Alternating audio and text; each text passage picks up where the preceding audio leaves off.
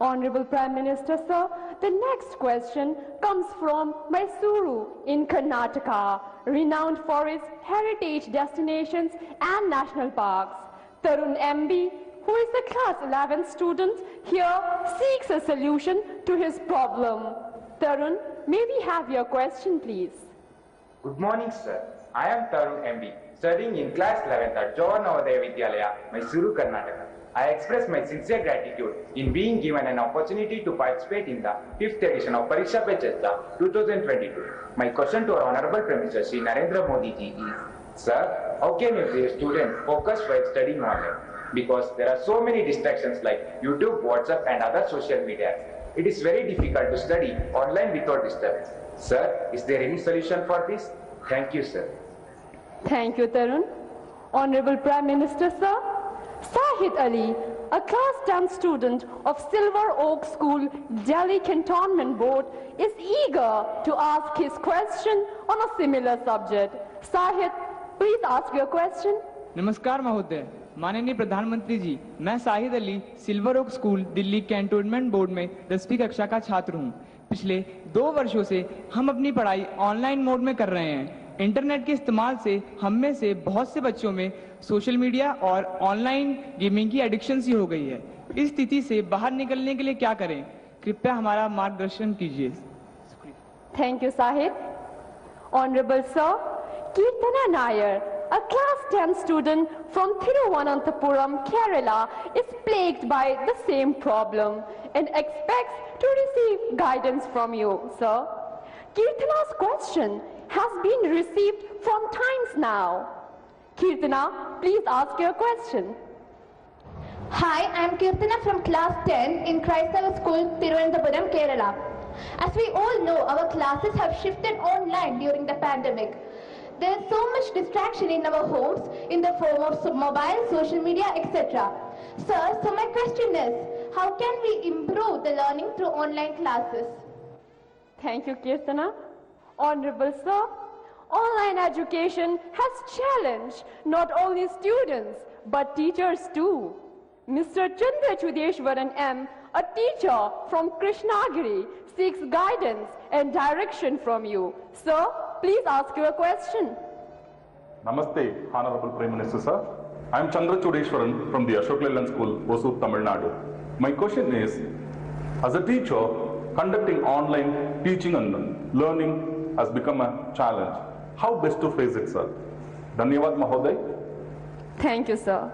Honorable Prime Minister, sir, Tarun, Sahid, Kirtana and Chandra Chudeshwaran, sir, are all anxious about the online education has caused them to addicted to and distracted by social media during the last 2 years.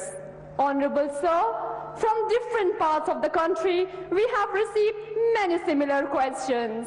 Out of those, these are the selected ones that sum up everyone's concerns. I request you to please guide them, sir. मेरे मन में एक सवाल आता है कि आप लोगों ने बताया कि इधर इधर भटक जाते हैं। थोड़ा अपने आप को पूछिए कि जब आप ऑनलाइन रीडिंग करते हैं तो सचमुच में रीडिंग करते हैं कि रील देखते हैं?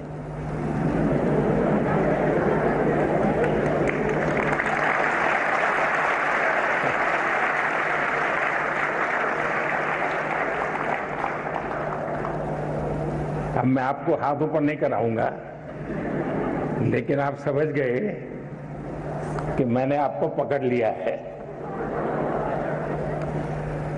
हकीकत में दोष ऑनलाइन या ऑफलाइन इसका नहीं है।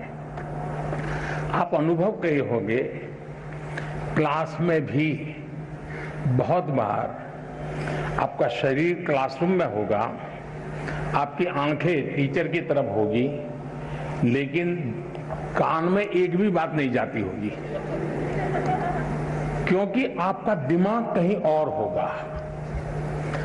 कान को तो कोई दरवाजा नहीं लगाया है, कोई खिड़की नहीं लगाई, लेकिन मन कहीं और है तो सुनना ही बंद हो जाता है, रजिस्टर ही नहीं होता है।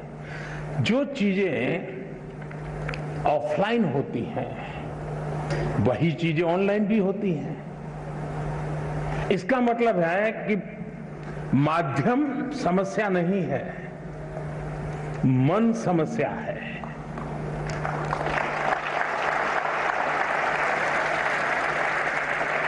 माध्यम ऑनलाइन हो या ऑफलाइन, अगर मेरा मन पूरी तरह उससे जुड़ा हुआ है, उसमें डूबा हुआ है, मेरा एक खोजी मन है जो उसकी बारीकियों को पकड़ने की कोशिश कर रहा है, तो आपके लिए ऑनलाइन या ऑफलाइन मैं नहीं मानता हूं कि कोई फर्क पड़ सकता है। और इसलिए हम, जैसे युग बदलता है तो माध्यम भी बदलते रहते हैं। अब पहले के जमाने में जो गुरुकुल चलते थे, सदियों पहले, सहस्त्र वर्ष पहले, तो वहां तो प्रिंटिंग पेपर भी नहीं थे, तो उस समय कोई किताब भी नहीं थी, तो ऐसे ही कंठस्थ सब चलता था। तो उनकी श्रवण शक्ति इतनी तेज रहती थी कि सुनते थे और उसको कंठस्थ कर लेते थे, और पीढ़ी दर पीढ़ी कान के द्वारा सीख करके, बाद में युग बदल गया, प्रिंटेड मटेरियल आ गया, किताबें आने लगी, तो लोगों ने उसमें ढाल दिया। ये इवोल्यूशन लगातार चलता रहा है, ये, और यही तो मानव जीवन की विशेषता है। तो वो इवोल्यूशन का एक हिस्सा है कि आज हम डिजिटल गैजेट के माध्यम से, नए टेक्नोलॉजिकल टूल के माध्यम से बड़ी आसानी से चीजों को प्राप्त कर सकते हैं और बड़े व्यापक रूप से प्राप्त कर सकते हैं। इसे हमने एक अपॉर्चुनिटी मानना चाहिए, हमने इसे समस्या नहीं मानना चाहिए। लेकिन ये भी सही है कि कभी हमने एक कोशिश करनी चाहिए, हम ऑनलाइन हमारी पढ़ाई को एक रिवॉर्ड के रूप में अपने टाइम टेबल में रख सकते हैं। मुझे पक्का विश्वास है कि मान लीजिए आपने आपके टीचर के द्वारा मिली हुई नोट्स और स्टैंडर्ड मटेरियल कहीं आपको ऑनलाइन अवेलेबल है, दोनों को बराबर देखेंगे तो आप ही उसका वैल्यू एडिशन कर सकते हैं। आप कहेंगे हाँ टीचर ने इतना बताया था, मुझे इतना याद रहा था, लेकिन यहाँ दो चीजें मुझे अच्छी मिल गई है, अच्छे तरीके से मिल गई है, मैं दोनों का जोड़ कर दूंगा, तो वो आपकी ताकत बहुत बढ़ा देंगे। ऑनलाइन का दूसरा लाभ ये है, आखिरकार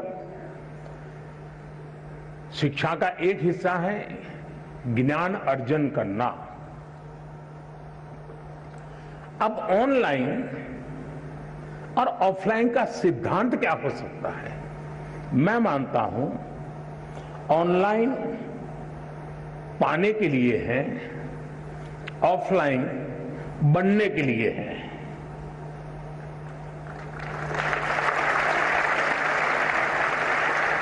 मुझे कितना ज्ञान पाना है, कितना अर्जित करना है, मैं ऑनलाइन जाकर के दुनिया के जिस छोर से जो भी अवेलेबल है मैं अपने मोबाइल फोन पर या अपने आईपैड पर ले आऊंगा, इसको मैं अंगीकार। और ऑफलाइन जो मैंने वहां पाया है उसको पनपने के लिए मैं अवसर दूंगा।